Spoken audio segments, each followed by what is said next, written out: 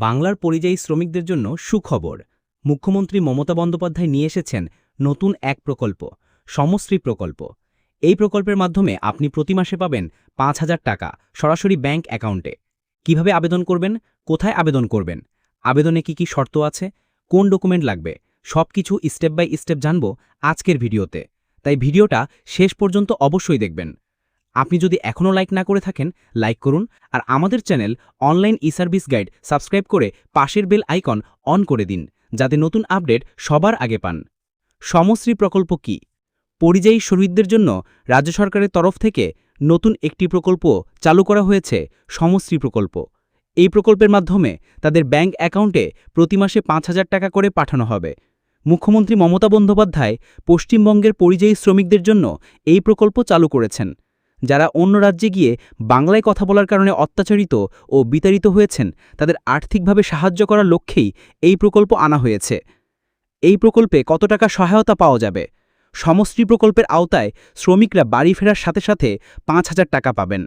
এরপর যতদিন পর্যন্ত তারা কাজ খুঁজে পাচ্ছেন না, ততদিন ১ বছর অর্থাৎ ১২ মাস পর্যন্ত প্রতি মাসে ৫,০০০ টাকা করে আর্থিক সহায়তা পাবেন। এছাড়াও এই প্রকল্পের সুবিধাভোগীরা স্বাস্থ্যসাথী এবং খাদ্যসাথী কার্ড পাবেন। যদি শ্রমিকদের নিজস্ব বাড়ি না থাকে, তাহলে কমিউনিটি কিচেন থেকে খাবারের ব্যবস্থা হবে।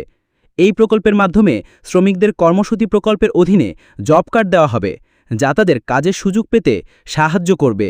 এছাড়াও তাদের সন্তানদের সরকারি স্কুলে ভর্তির জন্য বিশেষ সুবিধা প্রদান করা হবে।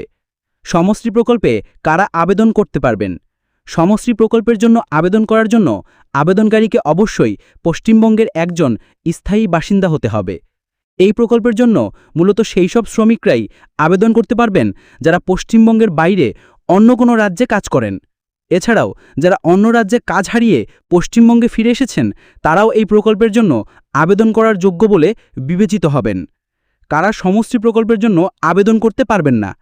পশ্চিমবঙ্গের মধ্যে কর্মরত কোনো শ্রমিক এই প্রকল্পের জন্য আবেদন করতে পারবেন না।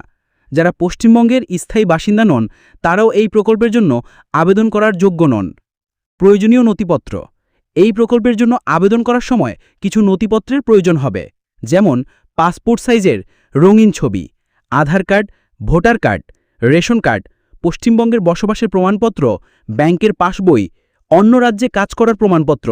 যদি এই প্রমাণপত্র না থাকে, তাহলে কোন রাজ্যে এবং কোন জায়গায় কাজ করেছেন তা উল্লেখ করলেই চলবে। সমশ্রী প্রকল্পে আবেদন করার উপায়। সমশ্রী প্রকল্পের জন্য শ্রমিকরা বিভিন্ন উপায়ে আবেদন করতে পারবেন। বর্তমানে আবেদনকারীরা কর্মসূচি পোর্টালে নিজেদের নাম নথিভুক্ত করতে পারেন। খুব শীঘ্রই সমশ্রী প্রকল্পের জন্য একটি আলাদা সমশ্রী পোর্টাল চালু করা হবে, যেখানে সরাসরি আবেদন করা যাবে। এছাড়াও অনলাইনে আবেদনের পাশাপাশি অফলাইন আবেদন করারও সুযোগ আছে। শ্রমিকরা সমাধান ক্যাম্প, নিকটবর্তী বিডিও অফিস, এসডিও অফিস অথবা ডিএম অফিসে গিয়েও আবেদন করতে পারবেন। কিভাবে কর্মসূচি পোর্টালে নিজেদের নাম নথিভুক্ত করবেন, এই নিয়ে বিস্তারিত ভিডিও আমাদের চ্যানেলে দেওয়া আছে। ভিডিও লিঙ্ক ডিসক্রিপশনে দিয়ে দিব, চাইলে সেখান থেকে দেখে নিতে পারবেন। সমশ্রী প্রকল্পের জন্য কি কর্মসূচি পোর্টালে আবেদন করা বাধ্যতামূলক? এর উত্তর হচ্ছে বাধ্যতামূলক নয়। যেহেতু এই মুহূর্তে সমশ্রী পোর্টাল চালু হয়নি, তাই আবেদনকারীদের কর্মসূচি পোর্টালে নাম নথিভুক্ত করে রাখা উচিত। এর ফলে আপনার সমস্ত তথ্য রাজ্য সরকারের ডেটাবেজে সংরক্ষিত থাকবে। পরবর্তীতে যখন সমশ্রী পোর্টাল চালু হবে, তখন সেখানে আবেদন করার প্রক্রিয়াটি আরও সহজ হবে। দর্শকবৃন্দ, এভাবেই আপনারা সমশ্রী প্রকল্পের জন্য আবেদন করে মাসে মাসে ৫,০০০ টাকা ভাতা এবং আরও অনেক সুবিধা পেতে পারেন। যদি এই তথ্যটি আপনার ভালো লাগে, তাহলে এটি অন্যদের সঙ্গে শেয়ার করুন, যাতে আরও পরিযায়ী শ্রমিক এই প্রকল্পের সুবিধা নিতে পারেন।